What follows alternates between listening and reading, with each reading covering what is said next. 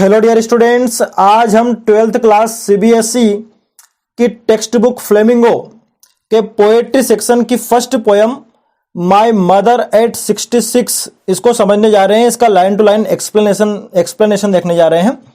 लेकिन इससे पहले इसकी जो पोएट है कमला दास, उसके बारे में थोड़ा सा इंट्रोडक्शन हम देखते हैं। तो कमला दास was born in Malabar, Kerala. She is recognized as one of India's foremost poets.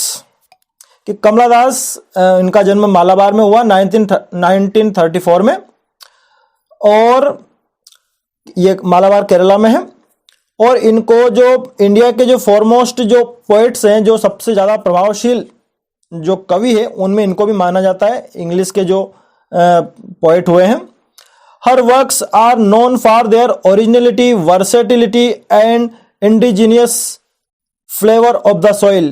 और इनके वर्क्स की सबसे खास बात यह है कि वो ओरिजिनल होते हैं और वो वर्सेटाइल है, मतलब विविध अनेक विषयों पर इन्होंने लिखा है।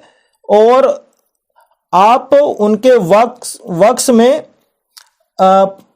अपने आप को कनेक्ट कर सकते हैं। इंडिजिनियस फ्लेवर मतलब कि आप उसमें स्वदेशी भाव को महसूस कर सकते हैं।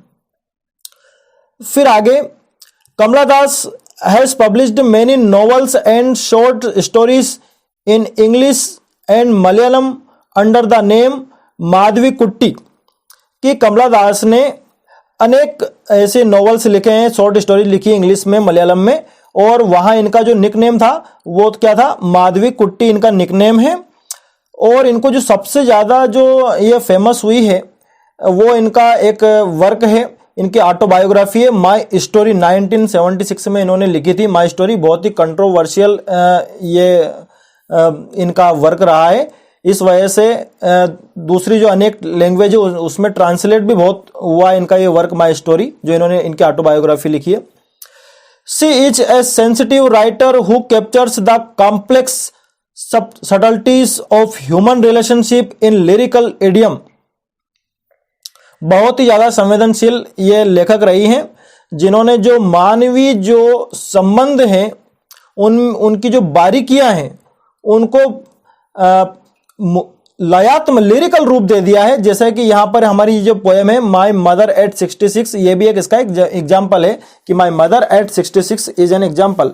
ये इसी बात का लिरिकल इडियम का एक एग्जाम्पल है कि कैसे मानवीय संबंधों को उन्होंने लिरिकल रूप दे दिया है। तो आइए अब हम पोएम समझते हैं। पोएम का नाम स्पष्ट है माय मदर एट 66, यानी कि इनकी जो माता जी है कमला दास की, इनकी माता जी की उम्र इसमें अभी क्या बता रही है? 66, यानी कि 66 साल। तो अपनी माता जी के बारे में हम अक्सर बचपन में माता पिता के बारे में हमें ये रहता है कि हमारे माता पिता हमें कभी छोड़ ना जाए इस दुनिया से। तो ये डर इस जो पोएट है इनको भी है। तो वो डर साफ पोएम में दिख रहा है, और अब वो उनको ऐसा लग रहा है कि उनकी माताजी की उम्र कुछ ज्यादा बची नहीं है। तो हम देखते हैं अभी जो पोएट है वो अपनी माताजी के साथ ड्राइविंग करके जा रही है कहीं। तो देखते हैं। Driving from my parents home to Cochin last Friday morning I saw my mother beside me. कि मेरे माता पिता के घर से कोची जाते हुए पिछले शुक्रवार मैंने मेरी माताजी को देखा, जो मेरी साइड में बैठी हुई थी। यानी कि ये कार से जा रहे हैं या टैक्सी से जा रहे हैं, तो इनकी माताजी, ये जो पोएट है, इनकी माताजी इनके साइड में बैठी हुई है। Those open mouthed, her face ashen like that of a corpse and realised with pain. अब इनकी माताजी को उन्होंने देखा तो माताजी कैसी लग रही है? डोज, यानी कि अल्प निद्रा में वो है, वो आप कह सकते हैं कि वो ऊँग रही है। ओपन माउथ, मुंह खुला हुआ है। और हर फेस एशन, और उनका जो चेहरा है, एश मतलब होता है राख। राख मतलब जब कुछ भी नहीं बचता है तो अपन लास्ट में कहते हैं कि भाई क्या बचा? राख, राख बच गई केवल। तो माताजी की उम्र 66 है, तो उनमें भी अब कुछ खास सौंदर्य उनका बचा नहीं है, झुर्रिया पड़ चुकी है। तो इसलिए यहां पर पोएट उनको कह रही है कि एशन लाइक, यानी कि राख के समान कुछ बचा नहीं है। डेट ऑफ ए कॉप्स, जैसे कि कोई मुर्दा हो, कोई शव हो। एंड रियलाइज्ड विथ पेन, और बड़े ही दर्द के साथ मैंने ये महसूस किया that she was as old as she looked. मैंने पाया कि वो उतनी ही बूढ़ी है जितनी कि वो दिखती है, यानी कि वो जितनी जैसी दिख रही थी वो उतनी ही बूढ़ी थी, यानी कि उनकी उम्र बहुत ज्यादा थी, वो बहुत ही वृद्ध थी। But soon put that thought away, लेकिन जल्दी ही ये जो विचार है ये मुझे परेशान करता है। परेशान क्यों करता है? क्योंकि लेखिका को ये ख्याल आता है कि लगता है कि अब उनकी माताजी के साथ ज्यादा समय बचा नहीं है, इसलिए तुरंत ही इस विचार को उन्होंने त्याग दिया। वो कह रही है but soon put that thought away, कि मैंने इस विचार को ही दूर कर दिया।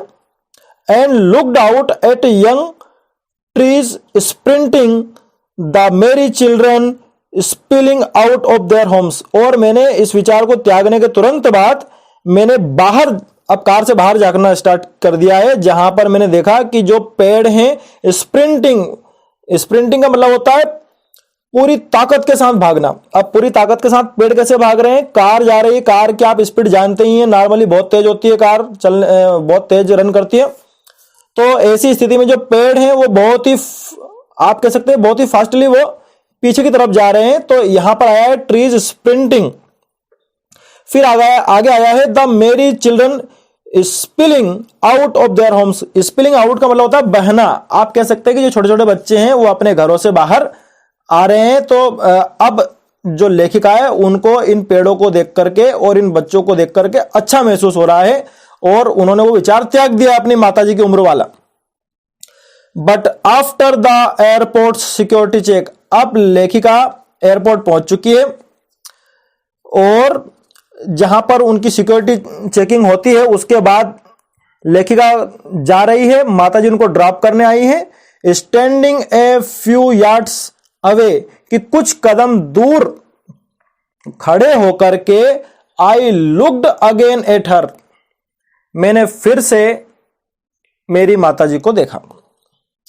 वेन पेल, अब माताजी फिर मुझे वही अवस्था दिखेगी, ऐसा तो ये नहीं कि अब स्वरूप में बदलाव आ गया है। तो वो फिर से देख रही है अपनी माताजी को कि वही बेरंग, वेन मतलब कि बेरंग, पेल मतलब भी आप कह सकते हैं कि पीला पड़ना, या फिर आप यही कह सकते हैं कि वृद्धावस्था में जो चेहरा जो दिखता है उसको आप क्या कह सकते हैं, एश पेल बोल सकते हैं, वेन एंड पेल बोल सकते हैं।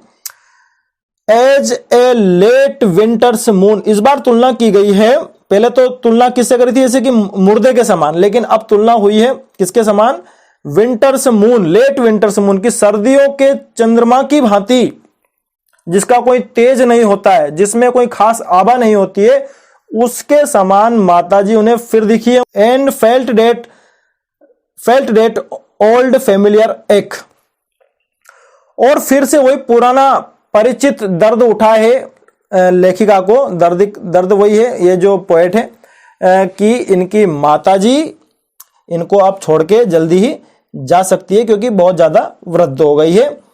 माई चाइल्डहुड्स फियर, मेरे बचपन का जो डर था वो फिर सामने आ गया। जो चिर परिचित, जो मुझे दर्द बचपन में जो डर था वो आज फिर दर्द बन के आ गया है। But all I said was see you soon amma, लेकिन फिर भी मैं इन सारी बातों को छोड़ करके, हिम्मत करके, मैं यही कह पाई थी, क्या कह पाई थी, सी यू सून अम्मा, मतलब एक पॉजिटिव थिंकिंग आई है यहां पर फिर से पोएट को, और वो कह रही है कि जल्दी मिलेंगे अम्मा। हो सकता है नहीं भी मिले, लेकिन वो एक पॉजिटिव थिंकिंग लेकर ही चल रही है, और उन्होंने कहा है सी यू सून अम्मा। And all I did was smile and smile and smile, और मैं जो कर सकती थी या जो मैंने किया वो क्या किया, मैं उनकी तरफ मुस्कुराई और मुस्कुराई, यानी कि मैंने मुस्कुराहट के साथ उन्हें कहा कि सी यू सून अम्मा। तो इस तरह से बहुत ही मार्मिक ये पोयम है। एक लेखिका है जिनकी माताजी की उम्र बहुत ज़्यादा हो जाती है और वो उनके बारे में पूर्वानुमान करने लगती है कि ऐसा ना हो कि मुझे छोड़कर चली जाए। तो इस तरह की पोयम है, पोयम बहुत ही अच्छी है। अगर आपको पसंद आई हो तो हमारे चैनल को सब्सक्राइब करें, लाइक करें, शेयर करें और कमेंट करके हमें बताएं। थैंक्स।